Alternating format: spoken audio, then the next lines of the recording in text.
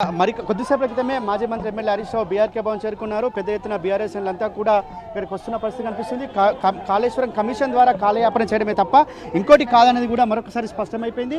వాళ్ళ కమిషన్ ద్వారా ఖచ్చితంగా కమిషన్కు పూర్తి వాస్తవాలను పూర్తి ఆధారాలను అందిస్తా. ఖచ్చితంగా కమిషన్ అంటేనే ఇవాళ కాలయాపన. కాంగ్రెస్ ప్రభుత్వం మళ్ళొక్కసారి తన మొండి వైఖరిని తన ఇవాళ నిరంకుశత్వాన్ని చూపిస్తుంది. ఖచ్చితంగా ఇవాళ ఏదైతే తెలంగాణకు రావాల్సిన నీటి జలాలను దక్కకుండా చేసేందుకే ఈ ప్రభుత్వం కుట్రలు పడుతున్న విషయాన్ని కూడా ఈ సందర్భంగా మాజీ మంత్రి ఎమ్మెల్యే హరీష్ రావు ఖచ్చితంగా చెప్పనున్నారు.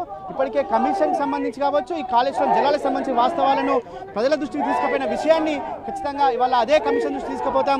ప్రజలు ఖచ్చితంగా ఏదైతే తెలంగాణ విషయంలో ఇవాళ కాళేశ్వరం విషయంలో ఏ విధంగా అయితే మొండికి పోతుందో కాంగ్రెస్ పార్టీ ఖచ్చితంగా ఇవాళ తెలంగాణ నీటి హక్కులను కాపాడుకోవడం కోసం కాంగ్రెస్ పార్టీ చేసిన కుట్రలు కూడా ఎప్పటికప్పుడు తిప్పికొడుతూ ఇవాళ ఖచ్చితంగా కమిషన్ దృష్టికి తీసుకుపోతామని చెప్తున్న పరిస్థితి కనిపిస్తుంది.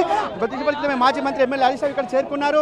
ఇక్కడ పూర్తిగా పోలీసులంతా కూడా పెద్ద ఎత్తున మోహరించారు. ఇవాళ బీఆర్ఎస్ శ్రేణులంతా అంటే కాంగ్రెస్ పార్టీ చేస్తున్న కుట్రలను మోసాలను ఎప్పటికప్పుడు తిప్పికొట్టేందుకు బీఆర్ఎస్ శ్రేణులు కూడా పెద్ద ఎత్తున ఇక్కడ చేరుకున్నాయి. కమిషన్ ద్వారా ఇవాళ చేస్తున్న ఈ కుట్రలు కాంగ్రెస్ ప్రభుత్వం మొండి వైఖరి కావచ్చు, కాంగ్రెస్ ప్రభుత్వం చేస్తున్న దుష్ప్రచారాన్ని తిప్పికొట్టేందుకు బీఆర్ఎస్ శ్రేణులు కూడా పెద్ద ఎత్తున ఇక్కడికైతే చేరుకున్న పరిస్థితి కనిపిస్తుంది. అయితే ఈ కమిషన్ ద్వారా ఇవాళ కాళేశ్వరాన్ని అడ్డుకునే ప్రయత్నం చేస్తున్నారు. సాగునీటి నీళ్లు రాకుండా ఇవాళ తెలంగాణ ప్రజలకు సార్ చెప్పండి, ఇవాళ కమిషన్ ఏం చెప్పబోతున్నారు? ఏదైతే వాస్తవాలు ఉన్నాయో అవే చెప్పబోతా ఉన్నారు.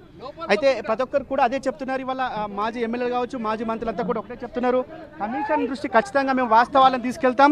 ఇవాళ ఇప్పటికే అనేక సందర్భాల్లో కూడా వాస్తవాలను ప్రజల ముందు ఉంచాం. కాళేశ్వరం ప్రాజెక్టు రూపకల్పన చేసిన తర్వాత ఏం జరిగింది అనే విషయాన్ని కూడా ఖచ్చితంగా మేము ప్రజల దృష్టికి తీసుకెళ్ళాం. ప్రజలు దీన్ని కాళేశ్వరాన్ని ఉపయోగించుకొని ఎంత పంట పండించారు, దాదాపు 1,40,40,000 మెట్రిక్ టన్నుల ధాన్యాన్ని పండించిన చరిత్ర కూడా ఇవాళ కాళేశ్వరం ప్రాజెక్టు ద్వారానే అని చెప్పి